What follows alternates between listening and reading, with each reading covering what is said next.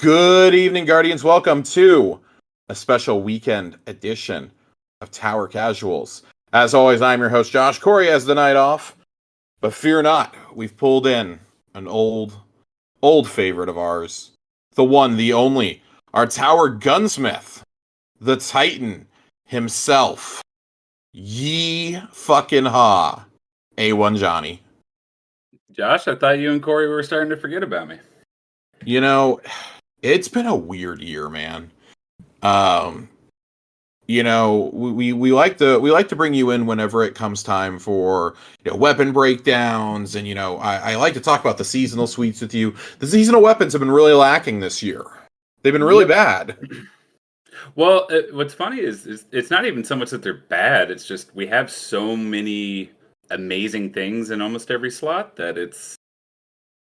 I don't know. Is anything that they've put out this year going to replace the Callus Mini Tool or the Ikelos SMG? Probably not. No, but I mean, I think we can pretty confidently say 3 days into the season that the seasonal suite for Wish is far and above what we got in Deep and Witch. For sure. Yeah, we're starting to see some new interesting things. That's part of the conversation. Corey and I had a very brief talk about it on last night's episode. Actually, we're recording this on Friday. It's a couple hours since the dungeon launched. Both of us have the clear. I had to bring John in because you understand there's only one man I know who gets more exotics on the first try than myself. And it's Johnny. First try, baby. First fucking try. Still ran it 3 times today, but we got that crossbow, baby. Well, I'm bummed that I didn't get the crossbow, but I got a very nice consolation prize in the form of getting the other rocket sidearm, the Arc one. We're going to talk about that. We're going to talk weapons. We're going to talk the encounters. We're going to talk the overall dungeon. Haven't really gotten to a lot of the lore yet. I've read the 2 lore pieces that we can read off the exotic and off the ghost. They kind of help us paint a little bit of a picture of what's going on here. And I think this dungeon helps set up some stuff that's going to be tackled post-final shape. And of course, at the end, we're going to rank them. We're going to rank them at the end very quickly. So, just jumping right on in, the name Warlord's Ruin. This gets announced Monday morning. Instantly, we all go, well, it's got to be one of 2 things. It's either Dark Age Warlords or it's Xivu Wrath. Like, oh my god, are we really gonna take Xivu out here? Yeah, that was my first gut reaction, and I'm glad that wasn't the case. So glad that was not the case. Man, I won't lie, I was a little bit bummed when we got in here. I say to it, there were supposed leaks this week. I don't know if any of them were accurate or not. The only thing that I saw was I did see some of the loot pop up on my feed very late last night. I was a little bit bummed that this really wasn't about warlords in a lot of ways, and I don't know if finding the Ahamkara bones scattered throughout the dungeon are going to change that at all. Of course, I only have the one from the very end, the first one that you get with Petra and Crow talking. But it was a bit of a bummer that this wasn't an opportunity for... I want to get some of the bad out of the way first. It's a bit of a bummer that this wasn't an opportunity for Shax's past. It really feels like this season is a missed opportunity to have him in here. We know he was one of the few Guardians that we are closely associated with who was active during the Ahamkara hunt, who was leading some of them. He has the skull hanging above him that keeps getting referenced, including in the seasonal chest piece for Wish. Yep. We know that it was being used to spy on him and Zavala from Arrivals onward. And nothing. It's really, really sad that one of the characters we've been with for 10 years is going to go into the final shape without really having anything to do story-wise. We've talked about Shax before, because obviously he's one of my favorite characters, but do we think it's just simply who the voice actor is and what their schedule and availability is like? I will say it's definitely partially Lenny James's availability. Lenny James, for those of you who don't know, has been a member of The Walking Dead since its very first season. He's Morgan on The Walking Dead. He also would go on to lead the spinoff Fear the Walking Dead, which just aired its finale a few weeks ago. I think a lot of us had false hope because there were some new voice lines for the first time in years since the Devil's Ruin quest, I Yeah. believe. We had a couple new lines during Festival of the Lost. We're like, there's no way they only brought him in to do like 3 lines. So And I'm he was holding. standing there in the background in Witch Queen in Zabala's office, so that was Yeah, cool. but I mean, like, we can do that. We just there no speaking roles. I was at least hoping, like, I would even take like some lore pieces.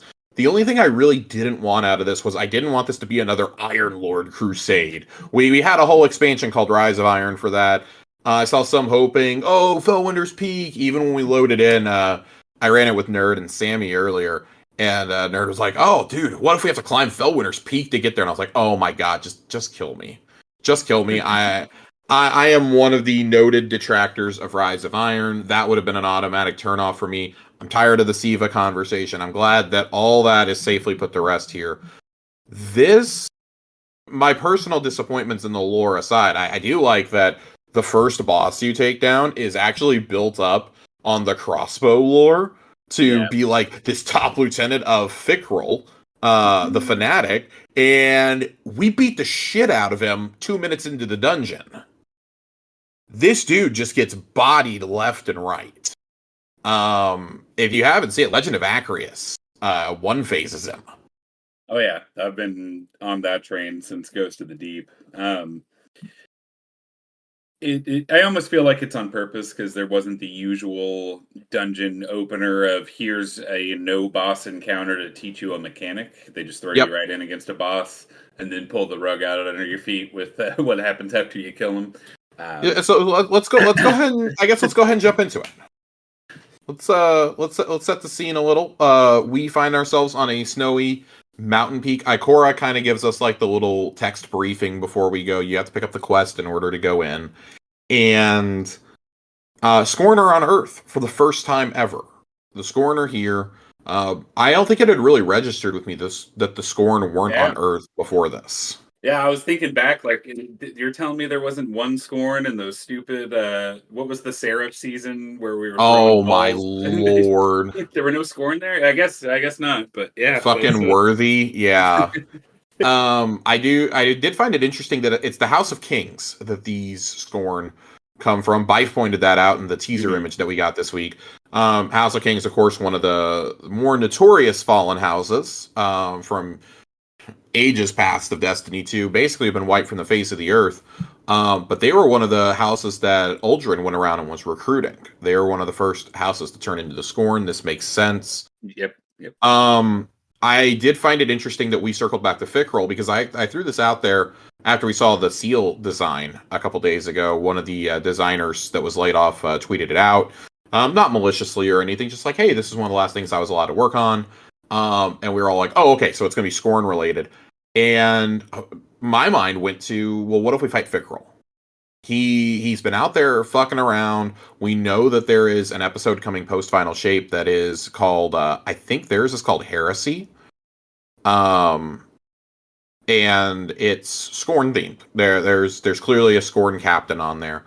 On the teaser image. So, like, okay, this is a really cool opportunity. We haven't really heard much out of Fickrel. There's just been whispers since the end of Forsaken. Even though we know he's alive, they outright mention him. I think it's in Lightfall. They mention that he's still out there. What I find interesting about this lore right off the bat, on that fancy crossbow that Johnny has, is... he acknowledged the witness. He basically says the witness claims us as, his new Scorn are still rising. We reject that. We are Scorn. We govern ourselves. I found that to be fascinating, and that to weren't me they is originally contrived to be kind of mindless servants, more or less? With everything we learned about them and how Callus was using them to try to reach out to the witness and the Dead Man's Tale mission. Yeah, that's of course an interesting observation, and I'll have to go and I need to brush up on my Scorn lore clearly. Yeah. But Fickrel seems to he's the most intelligent of them, obviously, right? A lot of them are mindless. He is actually intelligent, as are his lieutenants. It describes a scene where the Scorn boss that we kill at the beginning of the dungeon. is conversing with him before Fickrell leaves, and like notes that Fickrell has these old Elixni writings, and that he's still able to read them. And he says maybe one day he'll be able to read them too. And so I think that's a sign of both where the Elixni are and where the Scorn are, that they aren't educated. Yeah. Largely, they are a scavenger class. Fickrell, however, was, he was a priest. So he still acknowledges that Uldren Sov is their father, that they were created from the Dark Ether, which of course, we know he was able to do from the Taken Riven. I find it interesting that we kind of come full circle here, because we chase another fucking meatball around, John. Oh, but this is justified, and I wasn't sure where I was going to derail this conversation to make these points, but I'm just going to do it now, Josh. Well, let's do it. Let's do it. We got a D&D dungeon. We got a fucking D&D dungeon. We got a D&D dungeon. We're jumping straight into it. This whole season is low-key D&D themed. We made the note last night that if you go in and look at some of the triumphs for the season, specifically for the Riven's Lair activity, almost all of them are a play on D&D things, such as Fireball, Dungeon Master, the Ingram of Holding. I personally laughed really hard when I saw Ingram of Holding. Yeah. I mean, hell, even the sword from this dungeon is a dragon cult sickle, Yeah, a dragon cult sickle. I mean, the exotic is a fucking crossbow sidearm. You get a better chance at the exotic if people are only using bows, glaives, and swords. Yeah, so ranger, fighter, and rogue. There's so many cool things about this. Yeah. I don't know if anything better encapsulates it than what happens after that first encounter. So let's get through the first encounter, because I'm really excited to talk about everything that comes after it. This first encounter is you do a little bit of mini jumping. You hit a mimic chest almost right away if you're an eagle-eyed explorer like we are. Sammy and I found it on accident. Herd was like, "How on earth did you guys die?" And we're just screaming, "It's a mimic! It's a mimic!" This is just such a great gift to D&D fans. You do a little mini jumping puzzle. There's a lot of jumping around. It really reminded me of 0 Hour in some ways. How you're jumping around on the mountainsides. Did you find the dead party in that I did not. I believe Nerd did. I went a different direction than he did. So okay, it's wonderful. It's a wizard, it's a fighter, it's a rogue. Just 3 skeletons, one with a bow, one with a sword and shield, and the wizard actually has a wizard hat and a staff. That's phenomenal. Yeah, and it looks like they froze to death around a fire. I love it. I absolutely love it. You get up here to this first area, and you get to like the outside battlements of this castle, right? Like kind of the advanced guard tower, I would describe it. You find a dark ether door for the first time, and you're like, oh well, can't get through there. And that was the first hint that we have to be leveled up to go through some of these doors, to get some of the secrets. Like, this is a dungeon that clearly wants you to replay it, and that's cool. Where I share your sentiments on the disappointment and the seemingly lack of lore, but I'm holding judgment until we can complete the quest and open all the doors. I'm hoping that's where I cannot stress enough, this is a gut reaction. Yep. 6 hours after launch, 5 hours after completion. John has done it 3 times, I've done it 1, and managed to take a nap before this, so I reserve the right to change my opinions when Corey and I discuss dungeons a little bit more after the new year. Yeah, but that's something we noticed right away. First armor drop. There's no lore on the armor. What? I was actually really angry about it. There's nothing on the armor. There's nothing on the weapons. That's still, and I mean that is still a knock. No matter what the story ends up being, that's still a knock. Yeah. That is something I think we all look forward to, and like there's only 1 cosmetic to earn, which is fine that there's only 1 cosmetic, but we only got 2 pieces of lore out of this, and one of them we really haven't uncovered the story around. So here's hoping all the secret doors are more than just a few voice lines between Petra and Crow. I'm hoping there's a story about whatever Warlord's castle this was. It doesn't have to be Shaxx. We kind of know story about them. We kind of know whose it is. I'm gonna pull up the loot table here real fast, because I've looked at everything 1 time. Yeah. Here, I have the list right Naeem. Here. It's implied to be Naeem. who is a warlord that in the lore of the Ghost um, left and traveled so far. I think it's east, away from the castle, that they were no longer referred to as a warlord, but they came across guardians that had slain an Ahamkara, and it's Naeem conversing with that Ahamkara spirit.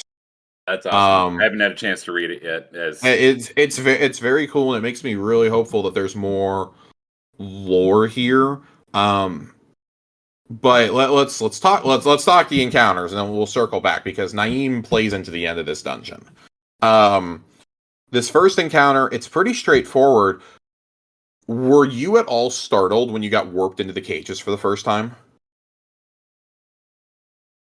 Oh yeah, oh yeah. I especially because they throw that bait cage at you right before you walk out into the first arena. If you walk in it, it's like an Iron Maiden. The spikes just come up and kill you immediately. Oh, that's So funny. None of us walked into it. That's oh no, funny. Joe walked right in and said, "Huh, That wonder what's sounds about going on right. here." You go in there and it warps you in, and it took us a few seconds to realize, oh, there's taken eyes, and so we were shooting each other's in a triangle, to get each other out. And you drop down. We also, like Joe, thought you had to shoot the little the little shield things that pop up, because traditionally that's what you do when something Scorn pops up, you shoot it. No, you got to stand in it for a few seconds, and it's a little brutal here because you're doing it right on the Scorn boss. If you can like pop well there, then you're a lot safer. Or go invis with a hunter, you're pretty safe. Or just be a Banner of War Titan. We did not have any of those options. We had a Dawnblade, we had a Well, and we had a Arc Staff Hunter. And let me tell you, we were taking turns dying here. We didn't wipe, but we were taking turns dying. And just kind of like chipped away at the boss's health. We'd be like, oh, we got the shield down. We weren't quite sure what we were doing in terms of the mechanic until we got him a little over halfway. And then we realized that, and that's when Sammy threw on a sword and just went to town. Yeah. That and an arc staff, that and a gathering storm pretty much just tanked him after that. All in all, pretty easy first encounter. Nothing too challenging. This is where the dungeon truly begins, though. You get teleported into what can only be described as the sewers underneath Riften from Skyrim. And you are locked in cages. And you can't do conventional things to get yourself out. Of course, this is a puzzle. This is one of the more ingenious puzzles, I think, that we've gotten. Yeah, it was pretty neat, and just a master stroke to have your opened loot chest in the hallway right in front Oh my god, of you. it's taunting you. It's taunting you, and it makes it to where even if you're going in and you're like, oh, I'm going to farm this first encounter, you still have to go through that every time. I think that's actually just kind of a master stroke, and like it's kind of like in a little way, like kind of a like haha fuck you from Bungie. Yeah.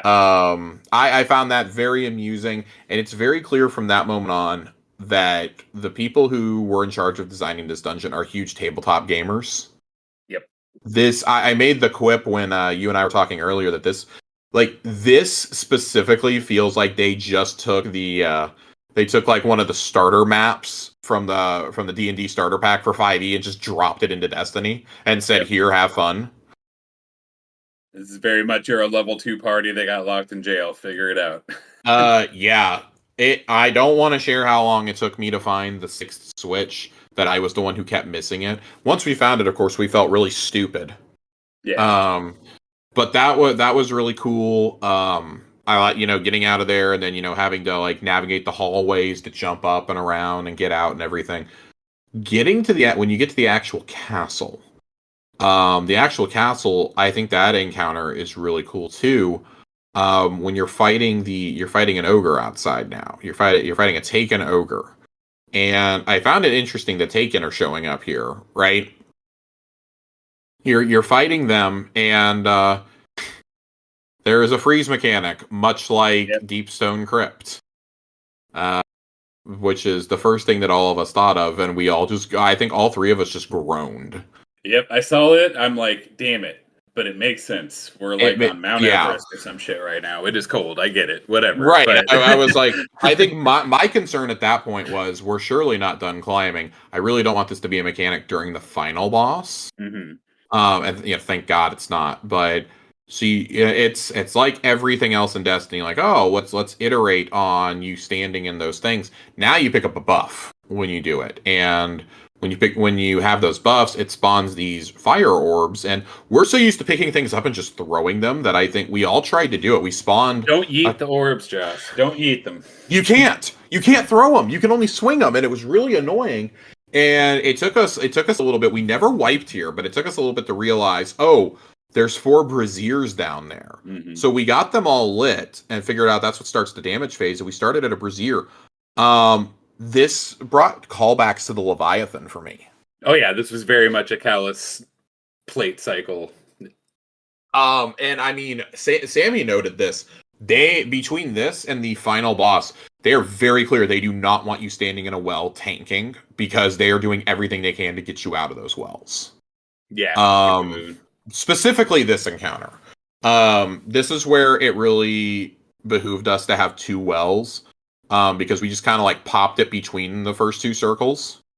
And did it, but I realized after we had 2 runs of like, oh my god, why is the timer going down so fast? It's not enough to do DPS. I moved to the next one, and I died going over there, but I was like, oh, that's what we just got to rotate. So we got into a habit. We would do 3, and then we would bail out just because the ads were so numerous by that point. Couple cycles, we were done. Yeah. Easy peasy. You definitely want. I would definitely suggest rockets on this encounter.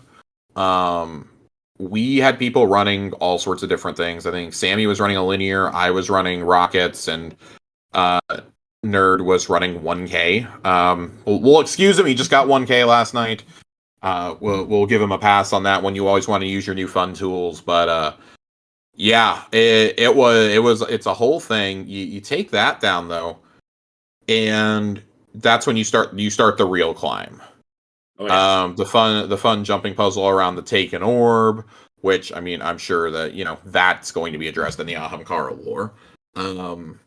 The orbiting hunks of rock like the corrupted strike ready to knock you down. We said the same thing. I was laughing because hey, hunters, man, I can just jump right over that. After playing it 3 times, I can all but confirm that is the only section of the dungeon that has like a darkness zone. If the 3 of you die in that jumping puzzle, you black screen reload back at the beginning. All right then. Okay. That's a thing. I found that jumping puzzle really funny because there are snipers. Of course, I'm using the opportunity to shoot my rocket pistol at them. You get up to the final boss room though, and I thought it was really cool that you're jumping down off the battlements to get down there. And this is probably the most unique boss arena that I've seen in Destiny. How you are traversing up.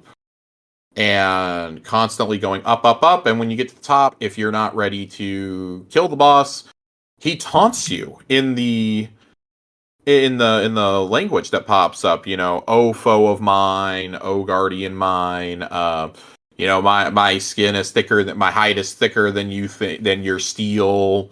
Let's try this once more. Things like that, like just taunting you constantly.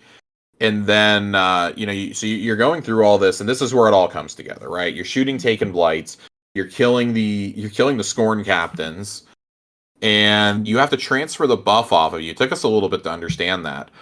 But it's my favorite kind of mechanic, because you engage with it by punching something, but then you got to play hot potato, because they can give it right back to you if they can give it right back to you immediately. There were multiple times that Nerd was like, I can't give my buff away, because I was like engaged in...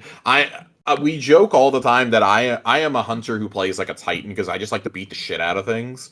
And I'm just sitting there like, I'm fighting them off, right? It's like I'm playing Sifu instead of playing Destiny. I'm just punching left and right, like I'm swinging wildly.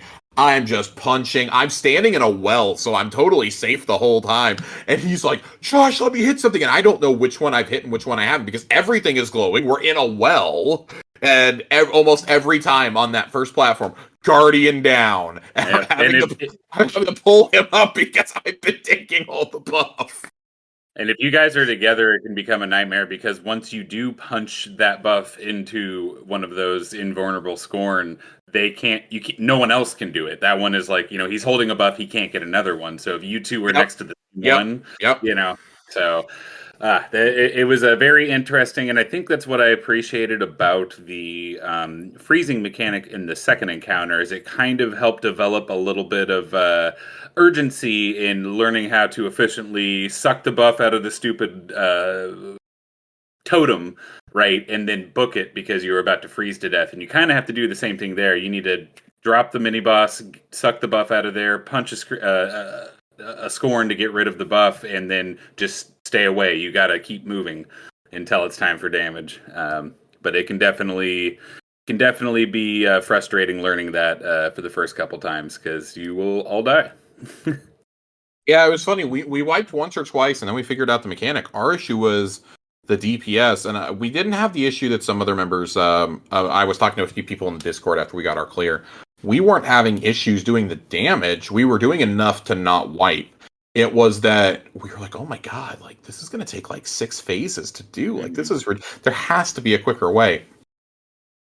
So when we kind of screwed up when we got halfway down, we all died and said fuck it because like it was mounting. It was mounting. We were on like phase 5. We all died. We load back in and all of us popped on linears and we did it that run.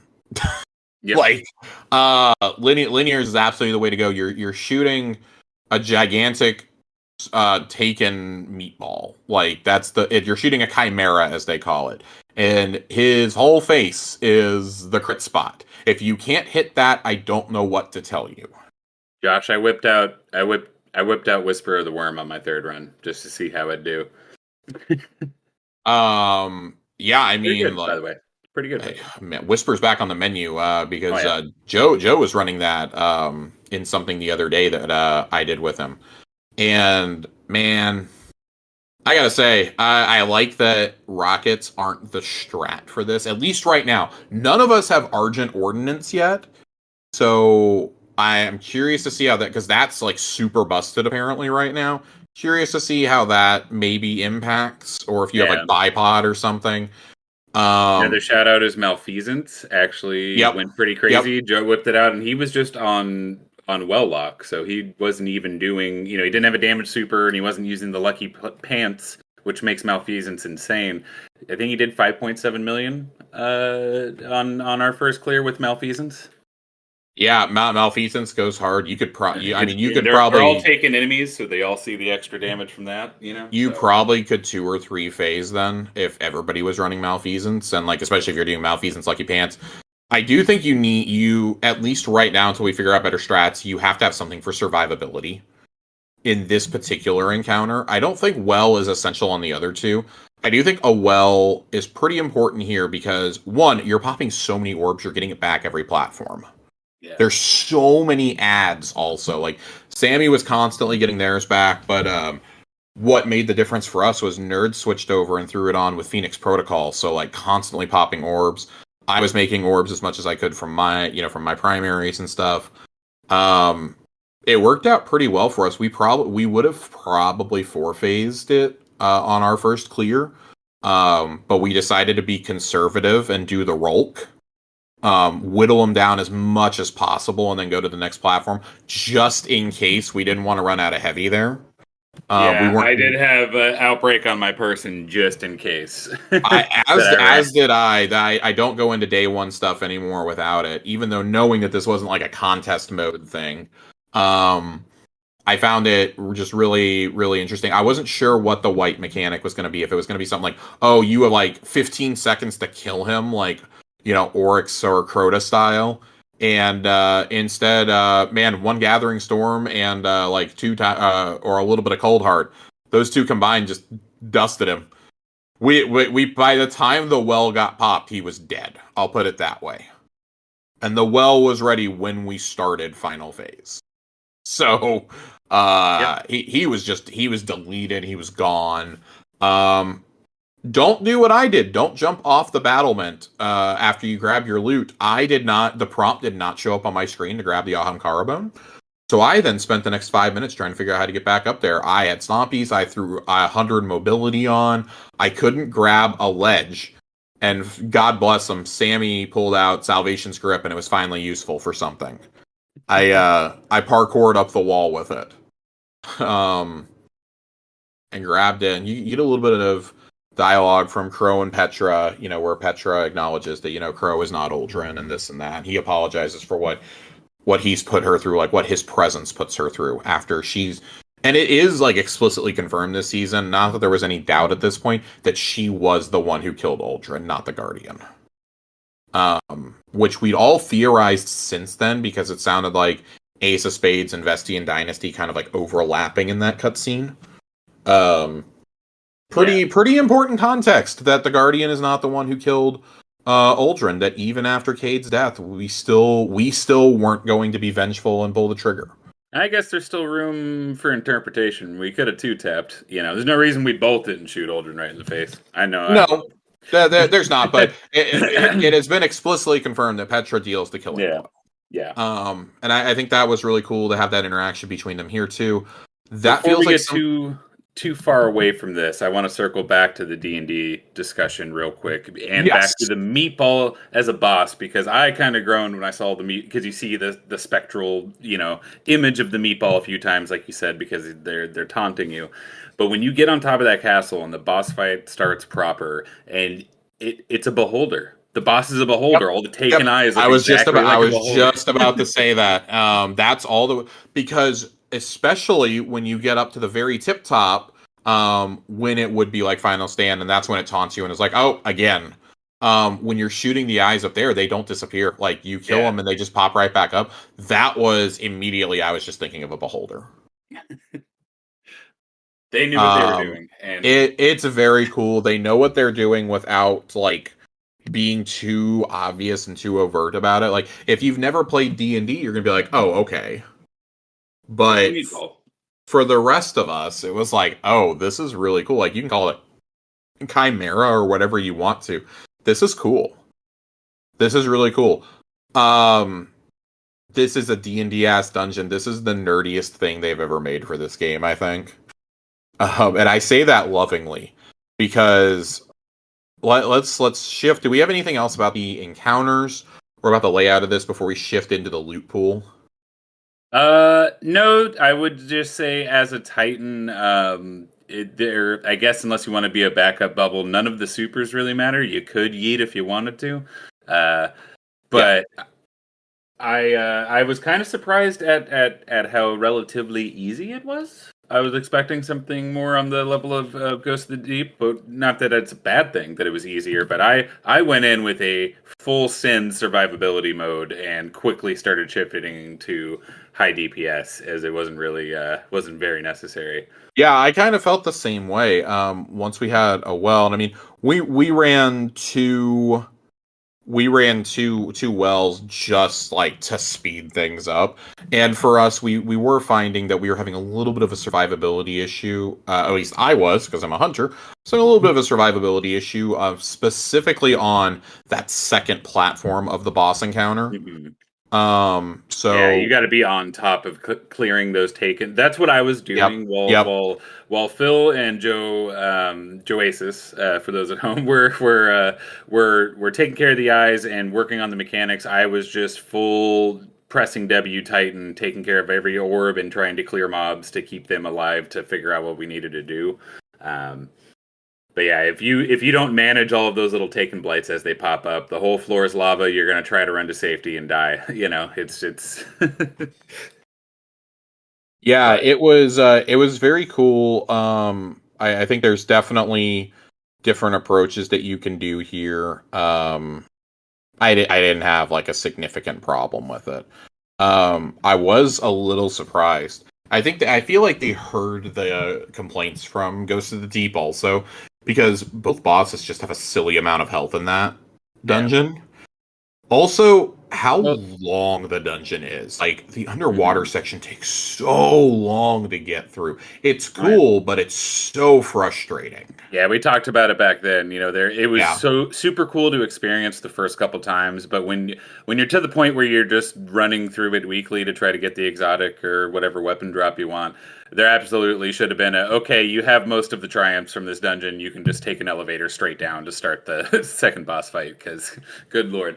But yeah, just like we talk about with dungeons, there's always room for variance. Not every raid needs to be a vow or a last wish. Not every dungeon needs to be that difficult. It was very much on theme, and I think they knocked it out of the park. And it'll definitely be a lot easier for following runs. Time wise, especially once you nail the damage Yeah, strats down. I feel like the average dungeon, once you've got a couple completions under your belt, takes about 35-40 minutes, I feel. Yeah. Um, this one feels like it's going to be no different. I mean, really, the jail cell is what holds you up on that first run. And, like, Yeah. learning the mechanics. But, yeah, I can see breezing through. Maybe final boss takes you a little bit longer than normal. But, yeah, Oh man, we're overall... absolutely like two flooring that boss once we're slightly over level. We will Yeah. just absolutely melt that thing. And that's the thing is, like, to keep in mind right now is, like, the boss is at 1810, so it's just, like, barely underneath where we are at the beginning of a season. Yeah, we're 4 days into the season. Unless you're a monster, you should be, not too above that. Right. I think I went in at, like, 1815 or something. Yeah. So it's not that bad. Let's shift the discussion to the loot. Now, I got two pieces of armor. I got the legs and the arms. Of course, I got the two most boring pieces. What do we think about this armor set right off the bat, John? I don't know how to feel about it because I don't know. I mean, the simple answer is I was pretty disappointed just based on how amazing the last few dungeon armor sets have been. It's not that it's bad; it has no pizzazz, baby. Like you see that Ghost of the Deep armor, and that looks like raid gear. The cowboy sets were unlike anything we'd ever seen before. This looks like offshoot Europa gear, I guess. I don't know. Sure would have been cool to get something like the Witcher armor from the dungeon, but I know that's pie in the sky, unrealistic. But Yeah. I don't know. It just it that is the only disappointing aspect of the loophole to me is the armor is kind of The hunter cape is really cool. I think The hunter cape is really dope. I think it fits with some of the stuff we've got in the past. Specifically, I think it fits with some of the Europa stuff really well. So I like it for the stasis fantasy personally. Yeah. But as far as the Warlord thing, I imagine our PvP mains would be a little salty if we got the coolest looking Iron Banner set ever. Not an Iron Banner, if they made really flashy Warlord or Iron Lord armor. So I don't know what they could have done, but I find it very silly that it's called the Dark Age set. There is nothing Dark Age about it. This looks like you went to REI and are going to like northern Alaska for the weekend. I don't know. So that was a miss for me, especially because it didn't even have any damn lore. God, yeah, it's disappointing. I think that's like that. It's weird that like that's something that I'm gonna definitely harp on. Like early in the season, though, it's like I'm not like super impressed by like any of the armor we've gotten now with the seasonal. The ornaments are fine, and then this, it's like, ugh, that's three sets that are just like, okay, fine. Yeah. And I understand like we're at a point where, especially if you're doing all of the endgame activities regularly, you have so much cool shit to wear already. Yeah, and they can't make every single armor set super glowy and gaudy and out there, But yeah, between Root of Nightmares and Ghost of the Deep, and there was one of the seasonal sets that was just amazing. It's hard to get excited about some plainer looking gear like this. Yeah, and I think that this we're gonna definitely see this critique come back up in the coming days, I'm sure. So much effort's put in on the Eververse stuff, and it's like, well, I guess, but like the Geralt stuff wasn't that hard to get right. Let's be totally honest. Yeah, That's a lot easier to get right than like the PlayStation sets. Leather and chainmail, and make sure the hilts on the two swords on the back look correct. And there you go, buddy. And give everybody the sword. Give everybody the swords. Do not repeat the Assassin's Creed debacle. Come on, what if the Warlocks got sexy Yennefer armor, huh? I mean, I would have been okay with that. My point remains. I'm still upset that we didn't get the assassin robes. Still upset about that. We're the assassin class. I digress. Yeah, the armor is pretty mid. I would have loved I would have even taken some fantasy themed armor, like some like high fantasy stuff. Considering this is Dungeons and Dragons themed. Yeah, that's more what I would have. Again, armchair dev. That's what I would have gone for the theme. Have a very classic wizard, a very classic rogue, a very classic fighter. I would have gone barbarian for the Titan. I think, and I understand that fighter is the more recognizable. It's a classic D&D class. The only problem is Bungie very afraid to show skin. That's true. That's true. I didn't think about that. Even the Kratos armor is a full set of armor, right? I think that probably just has to do with like the render of your character underneath. Yeah, and then they have to do it for each different race and gender and markings and everything else. Yeah. Yeah. But so yeah, I found this really cool. I really enjoyed it. The weapons themselves. I'm also like not super jazzed on these. I think I want to clarify myself before I get in too hot of water. I think these look awesome. Yeah, no reskins. I know everyone hates that for whatever reason. These are all original models, but 2 new weapon types in one dungeon right before the final shape. That took me aback. We got our first crossbow and a goddamn rocket pistol. Like that's something very weird that I saw folks complaining about was, oh well, they said the rocket pistol should come with final shape. They had to move this up. Like, no, guys, you do understand that they have to plan this shit out. You do understand that, right? The team that made this dungeon and was working with art assets to put together the loot table, they were working on that shit last year. They were putting that together. Yeah. Like, would they say it took 9 months to make the Shattered Throne and that didn't even have loot in it, Yeah, and we know they got more efficient because the raid and dungeon teams are where they really beefed up in the last few years. Yeah. And it shows. It shows when we get things like this. Vengeful Whisper kind of looks like your typical bow. It's a kinetic bow. Yeah, we don't get a lot of kinetic bows because they're trying to give, understandably so much love to Stasis and Strand. So I'm curious to see it'll really. I can't really form an opinion on that and the snipers specifically until I can see the full loot, the perk pool on them. I would agree with that. The perk is whatever. The origin trait just kind of sucks, honestly. I almost wonder if there's going to be more constructs. Things like stasis turrets that are coming, because this is the third set of weapons that has some sort of construct and vehicle dealing damage bonus thing on it. So I'm not sure if that's just something to come. If they were really worried about sparrows and PvP, I don't know, but they're really leaning in on that this season, and I'm not 100% sure. I will say one thing. Shout out to Bungie for taking the new rocket sidearm archetype and making it available in all 3 encounters. It is the only item available in all 3, I believe. Excuse me. 3 runs, I've gotten 6 drops of it. It's going to get on everyone's nerves eventually, but I was absolutely thrilled when I got that coming out of the second encounter. I got that dropped. I was excited. I was practically jumping up and down screaming about it.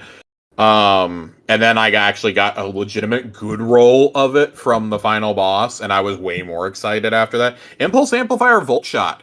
I can't wait to take this into Iron Banner next week. I didn't get Impulse on that one. I did get Volt Shot. I'm very excited to play around more with it. I got one with the new Cooler Osmosis for elemental weapons, where you use your class ability and it changes to your subclass. So that's another weapon you can use. That's kind of spicy. Full strand suite. So it's interesting. I'm definitely. I'm curious to see how it plays in higher level content. Me, I love Grandmasters, so I wonder, especially with the anti-barrier sidearm, how good that's going to feel. Oh yeah, I didn't even consider that. Yeah. So I'm really excited to play more with it. Obviously, I only got to shoot a few ads in one encounter with it, but it feels really strong for what it is. And I'm surprised that, given that it's a projectile and an explosive one at that you can do crit damage with it. That surprised me. But yeah, I'm really curious to see how this plays out with all the different roles, because I'm very excited for this sword. Yeah. With cast, this is the second caster sword we're getting this season. It's a strand caster sword too. It has the new slice perk on it. I got one with chain reaction. That'll be fun, if not good. Yeah, I still feel like casters are really like a niche category. Yeah. But I think they're fun if nothing else, and I think that dungeons are a way for us to get like things that we wouldn't normally get. Raids and dungeons should be like kind of like wackier things, and if they become meta, they become meta. If they don't, they don't. I don't think any of these 4 weapons are going to become meta. Like, just right off the bat. Like I said, I really want to see the perk pool on the I've seen the perk pools. Not super enthusiastic about it personally. Crazy in there. Not to me. I'm also like not a sniper guru, but I'll put it this way: the sniper is the one thing I'm not seeing people talk about. So PvE, PvP, I ain't seeing anybody talk about that. I've seen some discussion about the sword, the bow. It's like, okay, it's another bow. Everybody's talking about the 2 sidearms. So, John, I am going to cede the floor to you to talk about Buried Bloodline for a moment, because this is one of the coolest fucking looking things they've ever done. I really, really wish that they had an armory collection piece for this, because I would buy it right away. Yeah.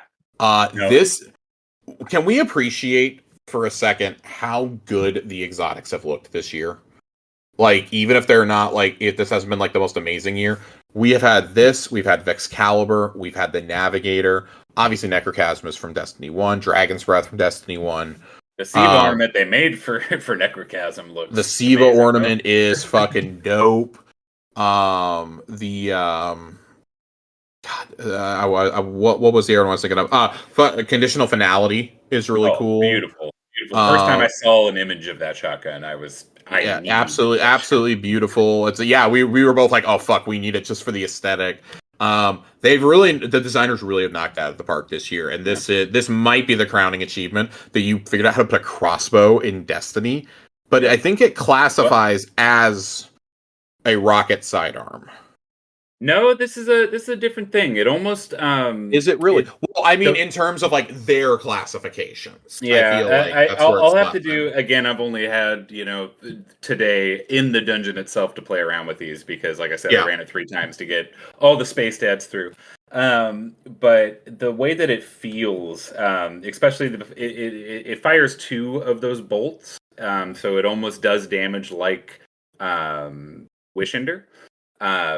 But the most interesting thing is its intrinsic perk. You get 2 multi-kills back, or you get a multi-kill, and you get Devour, regardless of what class you're on.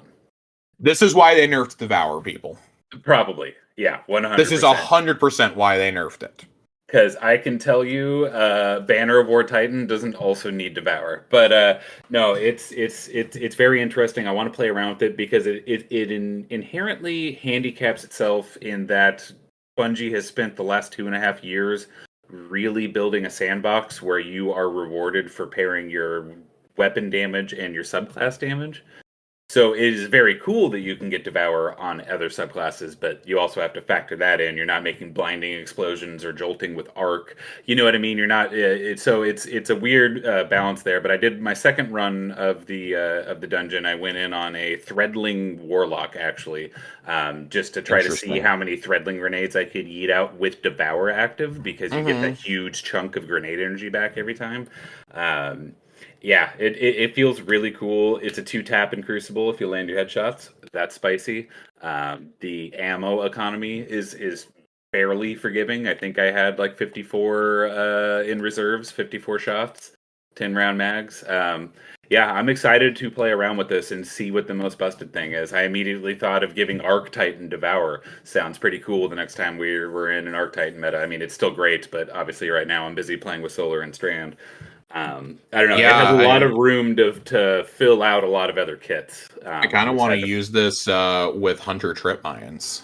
Yeah. Or a way to give Solar Hunter more survivability with Devour too. That too. I think there's a lot of really fun combinations. I don't know that this will be like meta for anything, but in terms of like survivability in higher end and day one content, this absolutely will probably be an option. Especially, I think you nailed it. Especially with hunters, I think this is really a way to survive. Especially if you're someone like me who doesn't use their grenade a whole lot, or kind of forgets that they have it. Just because like I don't really build into grenades too much with my kit. I prefer the hunter melees a lot. I like throwing smoke. I like doing my tempest strikes, my throwing knives, my Beyblades, etc., etc. I think that this is a really really cool thing to do. And the stasis grenades. Like I can't wait to get this and play around with it. Like this is what's going to keep me coming back. Nothing else like really super thrills me about this. Like I kind of got to the point where I'm like, oh well, I'm gonna do this quest and then I'm probably done with this dungeon. I'm gonna be honest. The armor isn't super enthralling. I want the sword, but like I'm not gonna die if I don't get the sword. Yeah, there's no lore on anything. They buffed it, but again, caster swords I feel like are where the real sweats are sword skating with their eager edge swords. If you're in any activity where you'd be doing that, you could probably use a caster sword for ad clear and have fun with it. I don't know that they're ever going to be meta. I highly doubt you're ever going to be doing boss damage with one at the very least. Unless you're doing the challenge, man. Overall, I think this is a really solid dungeon. I think I don't know that it's as good as Ghosts of the Deep.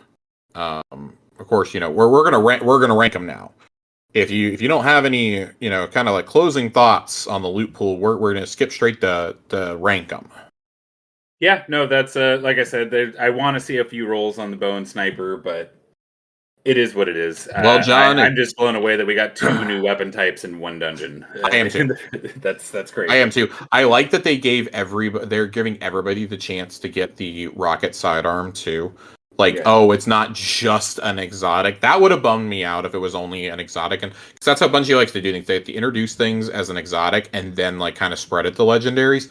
Really, really glad they didn't do it here. It's 2 different elements too, so it's 2 totally different play styles.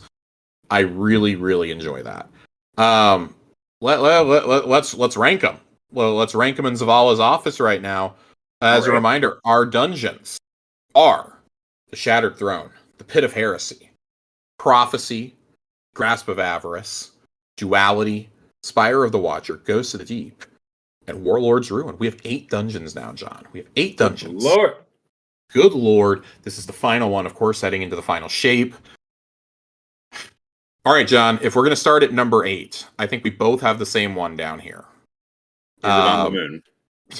It is, in fact, on the moon. It is... Man, we talk about depressing loot pools, but a depressing loot pool is better than no loot pool at all. It's Pit of Heresy. Pit of Heresy's one saving grace is the fact that you can get Xenophage as part of it.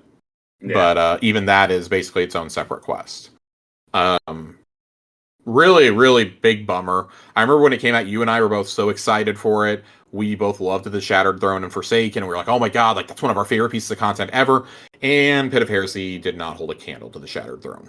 Nope. And it also didn't have loot other than you got a single piece of masterworked armor. There was a pulse rifle. There was a pulse rifle. Okay, that pulse actually wasn't horrible. It was a cool pulse, but everything else that you could get from the dungeon, you could get from running the altars. The activity altars. Yeah. I think right above this, as much as I love it, I got to put the Shattered Throne. Ooh. And here's the only reason why I've got Shattered Throne this low, because we've gotten consistently better with every dungeon since. That's my only problem. I believe in a nostalgia factor for it. I still think it's a really cool layout, but honestly, when I look at the whole picture, I do think on lore reasons it's better than most of the other dungeons. There's no loot pool. That's the thing is I'm struggling to. Are we factoring in that? I'm personally I think we have enough of them now that I think that has to start playing a factor.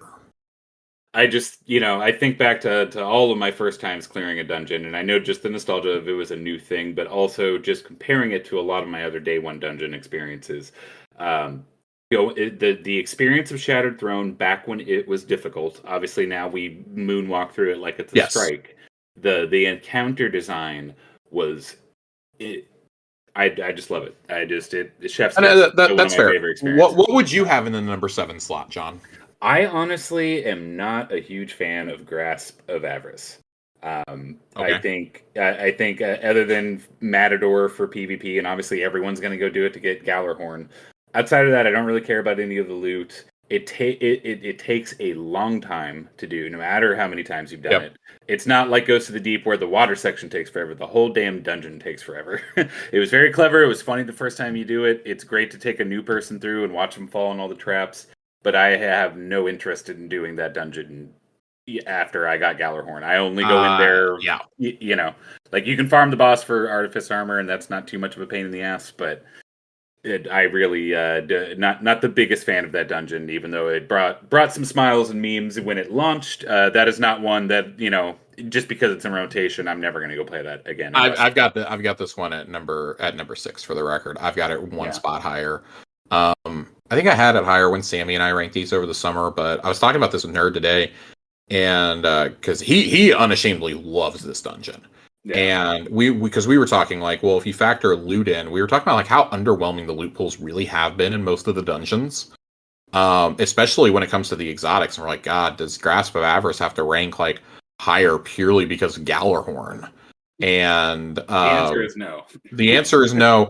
It's funny because Gallarhorn and the Thorn Armor should catapult this like to top 4 status, but the Sparrow race, the marathon sword, but.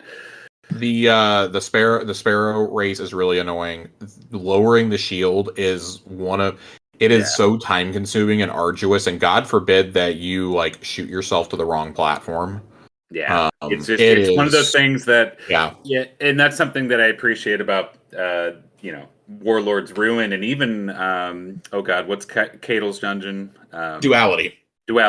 Even though I'm kind of over Duality at this point, there's something I appreciate about it. That's what you want in an in-game activity, is you want a challenge, and then once you have mastery of it, you want to be able to fly through it. So that's what bugs me so much about Grasp of Avarice is I know that dungeon inside and out, and it still takes fucking 40 minutes to get to the boss room. Minimum. Yeah. God forbid you die along the way. Okay, so what do you have in the number 6 slot, John?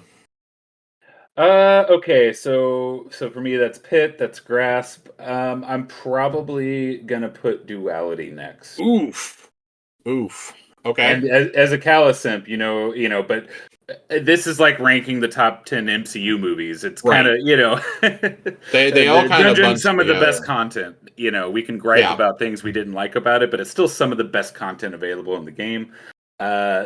Duality just kind of, I guess the only reason I would put it there, what I would knock it for, it's a very samey feel of the dungeon all the way through. Even though I love the lore, I loved a lot of the loot, it kind of felt like you were in one area the whole time. There was no sense of traversal. I think it's one of the cooler dungeons in terms of the layout. I love the mechanics. I think the mechanics are really cool. Yeah. You being inside of Callus's memories is really wild. It was kind of the first time that I felt like we got like really nuts since Prophecy. Yeah. And I think dungeons have kind of become like that showcase for like the truly wild shit you can do. Not that going into a pyramid and doing a raid wasn't wild, but we're getting this. We got this 3 months after the Witch Queen, and man, I'm so tired of seeing Duality. I grinded that second encounter. I have 60 clears of that second encounter to get a good Storm Chaser. Yep. And that's another reason why I think I think a little less fondly of it is we ran it so much because they dropped 2 very meta weapons, which is what should happen, right? But it also meant between you and other people in the Discord, and then all of my personal friends needed to run it a million times to get a good Storm Chaser, a good Unforgiven. Yep. The first stasis breech-loaded grenade launcher with chill clip, and I just grinded that thing to death, and I don't want to talk about it anymore. Coming in at number 5, I'm putting Spire of the Watcher here. That's we align up on that as well. Spire the Watcher, I was really tempted to put it lower, in all honesty. I don't think there's anything like super spectacular about this dungeon. The cowboy armor is kind of the saving grace here. The weapons are so laughably forgettable outside of Hierarchy of Needs. Yeah, I almost feel like they were worried about breaking Crucible, making Tex Mechanica themed legendaries. Yeah, which is a I shame. just found it funny that like none of us talked about any of those weapons after day one. I remember us being really excited for the double burst sidearm, and that was a dud. Long arm was a dud, Yeah, or whatever it was called was yeah, a dud. It is long arm. and they didn't even have the balls to give it Volt Shot. It's not great. Hierarchy of Needs is a very like special use exotic too. Yeah, if you have a full team in a GM and all three of you have that bow, it goes crazy. But other than that, just use Tikus if you want an exotic bow that makes things go boom. Yeah, I like the. I'll say this: I do like the mechanic in the dungeon. I think it's a very simple dungeon mechanic to teach people. It's the only one I've almost soloed. I gave it one solid attempt. I was in there for 4 hours. It was really fun. But the reason I put this above Duality is I really enjoyed the lore of that subjugated Warmind and everything that was revealed from that, and how they were preparing the mass. I can't remember exactly all the details of it right now. God, there's been so much Destiny stuff running through my mind for the last year. But I really enjoyed the lore. That was a surprise, and obviously the cowboy armor. Yeah, I like how they still found a way to tie it into the lead up to Lightfall, whereas I don't feel like Warlord's Ruin really ties into the lead up to the final shape. Yeah. As far as we know. Yeah, like I said, who knows? Yeah. We could get a really awesome, spicy lore book once you finish that quest and get the catalyst for the crossbow. Who knows? But you could. Yeah. I'm gonna go number 4. I'm gonna go Duality. For all the reasons we talked about. I did want to bump this down because of some of the memories. Also, it's still buggy as fuck. Like 2 years later, that's pretty inexcusable to me. Yeah. But again, we talk about lore reasons and like where that fits at in the storyline, and it's one of the few dungeons that I think is actually kind of important to do to understand like where Calus's mind is as we do the March to Lightfall. That was important. At the time, also of importance, something I think gets a little overlooked is they really came with the ad density, which we had been asking for years. That's really the first time I can think of it. That boss fight is nuts. Wild.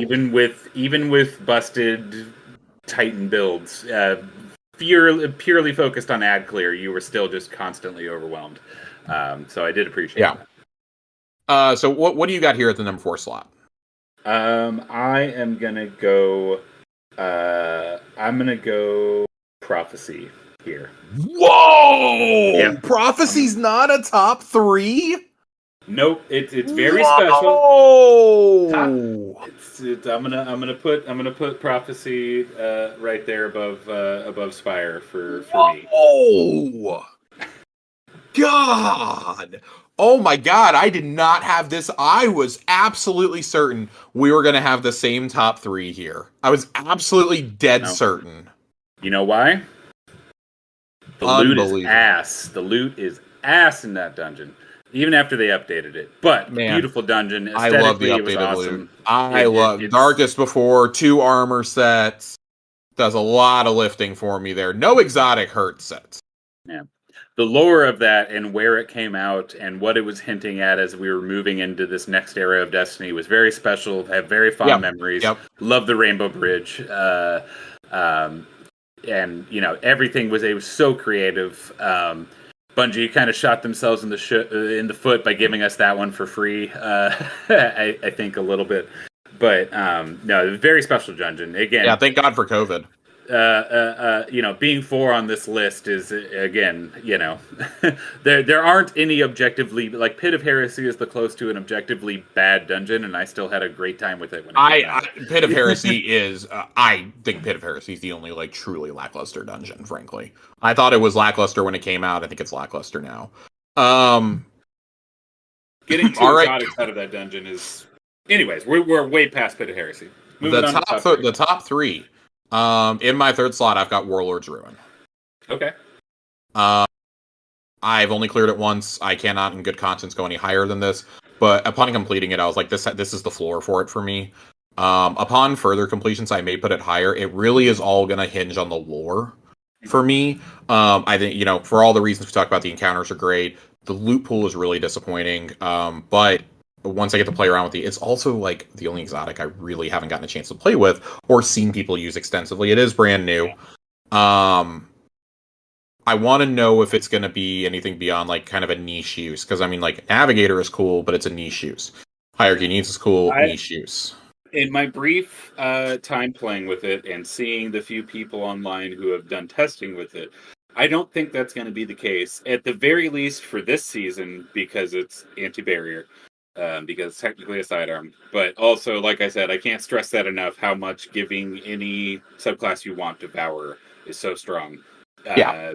Constant heals, constant grenade energy, two very important things. And even though you have a plethora of options in Void already, a weapon that gives you Devour allows you to free up a fragment slot. There's just a lot of uses for this so far, unless they nerf it or something. And even in PvP, like I said, for people who know how to aim, a 2-shot headshot weapon, I don't know how much ammo you load in with. I'd imagine it's like 8, like a Forerunner.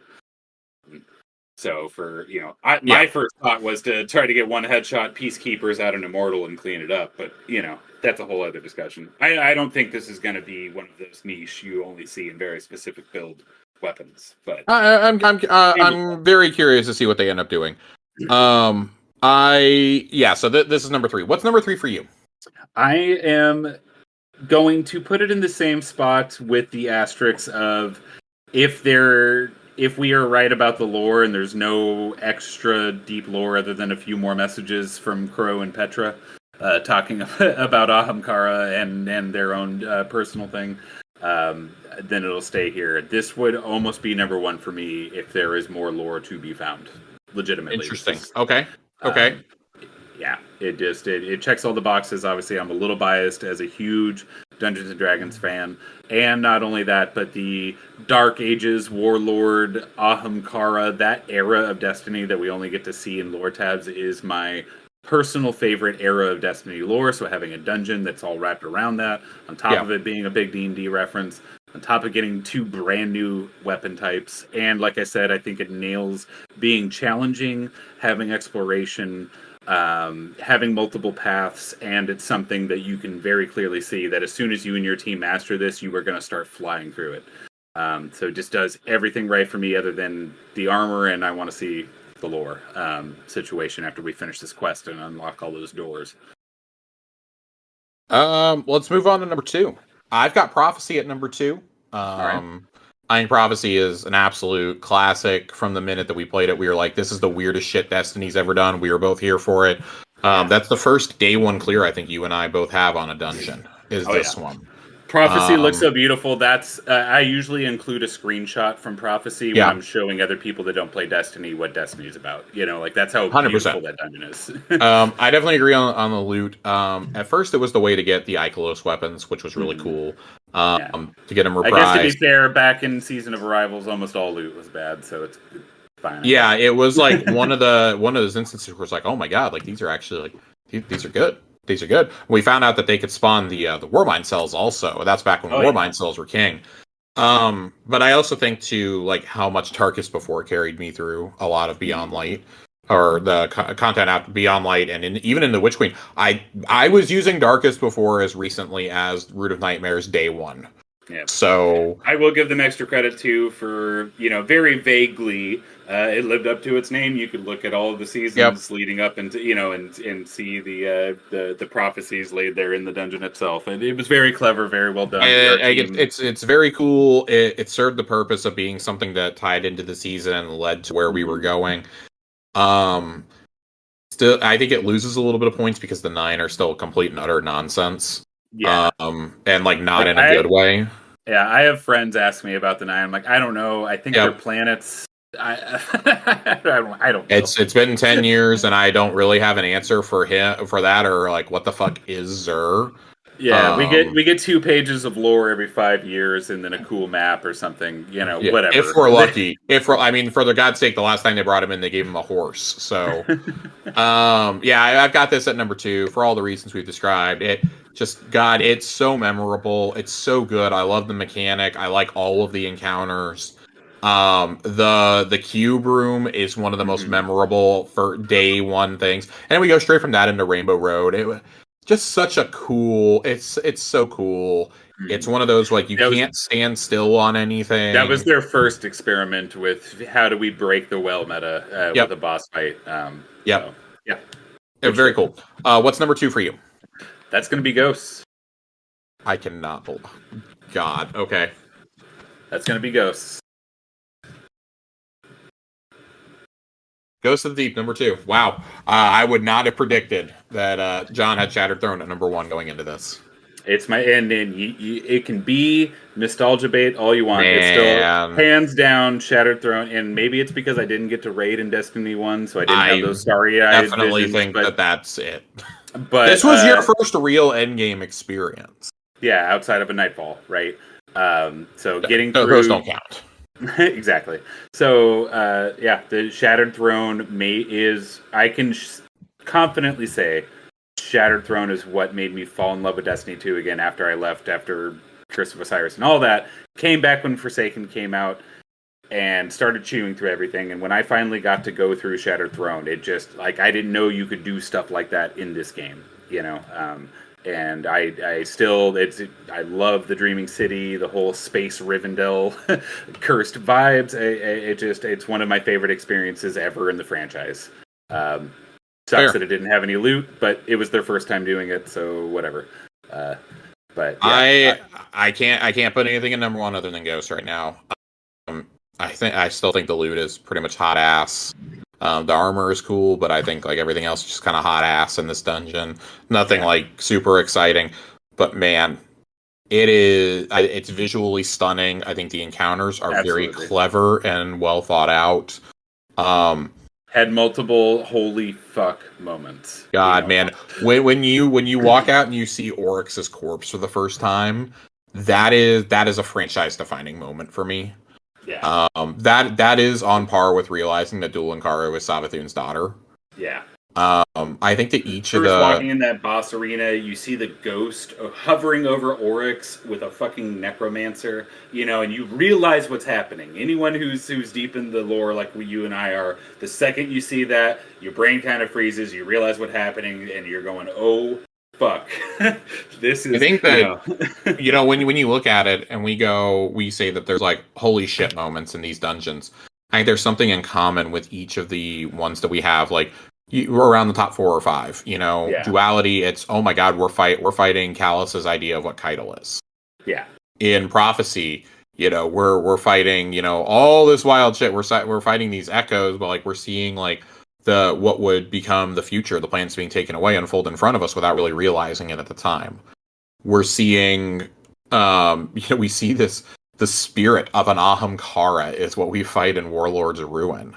Yeah. In addition of, you body one of Fikrul's top lieutenants like he's fucking butter in that first encounter, You have all these cool moments, and man, Ghosts playing into the underwater mechanic of Season of the Deep.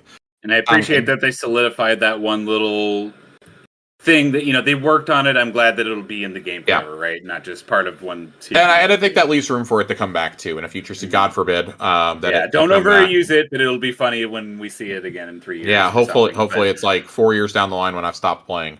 I think that's really cool. It just, again, like you said, it's really hard to go wrong with basically anything post Pit of Heresy.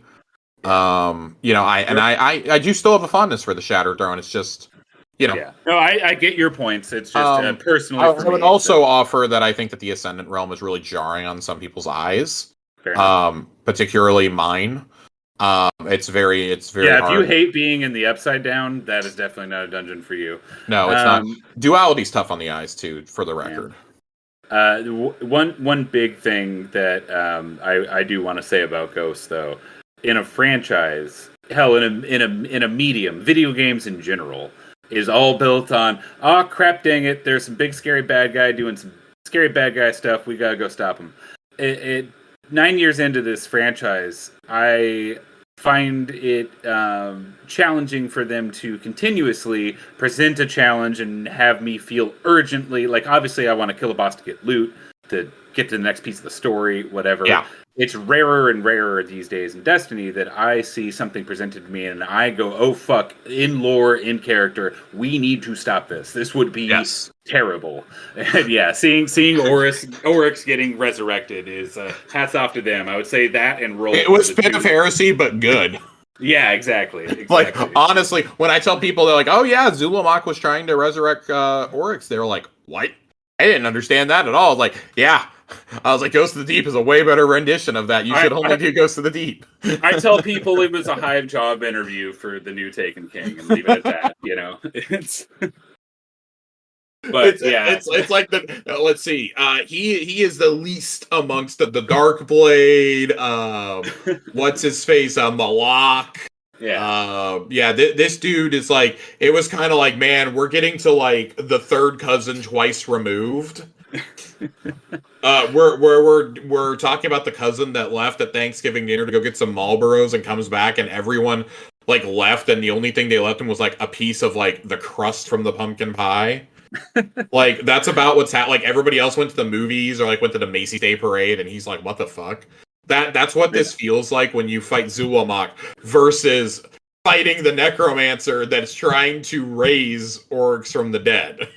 With the light, you know, it's just like I said, it's just excellent. I mean, obviously the Witch Queen campaign, Rolk, I think, I don't care if you don't know, none of us knew anything about him, really, but the first time you see Rolk float down out of that pyramid upside down, talk some shit, and then kick you to death, you realize what a big threat he is. Yeah. So, you know, Destiny has to do this every 3 months, sometimes multiple times in a season. They have to try to present an issue that you need to drop everything. You got to go stop the bad guys from doing bad stuff. So, I want to shout them out for having like I would say one of the all-time like, oh fuck, this is bad. We need to stop this now. We need to shut this down. Yeah, it's man, it's a challenge. But I think you look at this and you can safely say that like the raid and the dungeon teams are like they are on point. Yeah, they're on point right now. Not to derail into another conversation, but Bungie, maybe hold on to more of your people. They're doing great shit. You know, I think these are the teams that they did not touch. Instead, just laid off the person who did the Iron Bananas emblem and like all their comms people. But I think that's going to do it for us tonight, John. Yeah. Any I don't think we have any final thoughts on Warlord's Ruin. I think that we've exhausted ourselves. So this has gone on about 25 minutes longer than I thought it was going to, but that's what happens when we have good conversation. I told my partner, don't worry, there's no way Josh and I will talk about one topic in Destiny for more than an hour. We're 30-40 minutes in and out. Yeah, we're approaching 80 minutes. So I want to thank everybody for listening to this special episode of Tower Casuals. Of course, you can find new episodes every Friday morning on your favorite podcast feed, on Spotify, on iTunes. You can leave us those crispy 5-star reviews. And you can check out Corey and I's other show. Every other Tuesday it'll post Xbox Casuals. Posts every other Tuesday morning. We talk about everything going on in the world of Microsoft and Xbox because we both like Xbox a lot. I want to thank John for his time tonight. As always, we're going to make sure that we get Johnny back on the show after the holidays because I have to figure out how to fill 6 months worth of programming for the holidays. Really, it'll be every weapon perk in Destiny. We'll sit down and make we are definitely not doing that, but we will do, of course. We'll talk this weapon suite. We'll talk what you should grind out before the final shape. It's not a long list, but we will compile those lists for you. Maybe we'll talk some coil after we get a few more variations in there. We'll see. Maybe we'll see what Into the Light and Wishes are all about, or if Titans dominate the Guardian games again. Yeah, there's some possibilities we got coming up. We got to fill several months worth of programming. I was doing some math today, John, and we are going the 200th episode. If we keep to the schedule Corey and I have, the 200th episode will air the the Thursday before the final shape drops. That's pretty badass. I actually did the math wrong this morning, and the 200th episode was going to be the campaign review, and I forgot that we had to do this today. So, Well, ladies hey, and there you gentlemen, go. I may skip a week randomly because I think 200 episodes right at the launch of the final shape would be just cosmic coincidence I and would be I great. counterpoint having your 200th episode just be a recap, talked about the journey. You know what I mean? Instead of just Yeah, new story mission. How far are you? New loot. You haven't found that yet. You know what I mean? Who knows? Maybe a 200th episode with just we're excited about a thing and let's look back at the last. How long has this been going now? 3 years? it will 2 years? be at the launch of the final shape. It will be 4 years. Yeah, that's wild. We're crossing 3.5 right now. We started it back in June of 2020. We started it 3 months into COVID lockdowns. One of the first things we ever talked about was the launch of the Prophecy Dungeon. In fact, Yeah, that's awesome. we launched the show with the announcement of Arrivals and of Beyond Light. And it's been a journey, and we're gonna kind of reminisce on that journey. Obviously, next year. I Yeah, think both Corey and I feel, and I know you and I have talked about this too. Like we all kind of feel like a very big part of the journey for us is coming to an end now in June. Not that we're gonna stop playing or anything, but I think like for me, my investment drastically scales back until I see what's next. And hey, we're going to be here to cover it every single step of the way. Can't wait for that raid. It's going to be a long wait. We now have a 7-month wait until the next true end game activity. We will have the cool exotic mission coming up here in a couple weeks, but exotic missions aren't dungeons. They aren't raids. As much as we may have liked the Vexcalibur mission, as much as I think Wicked Implement was an awesome mission, um, they're not the same thing. So, yeah. John, thank you again for your time. I've said enough. I can never say it enough. And thank you all for listening. We will catch you next week. Later.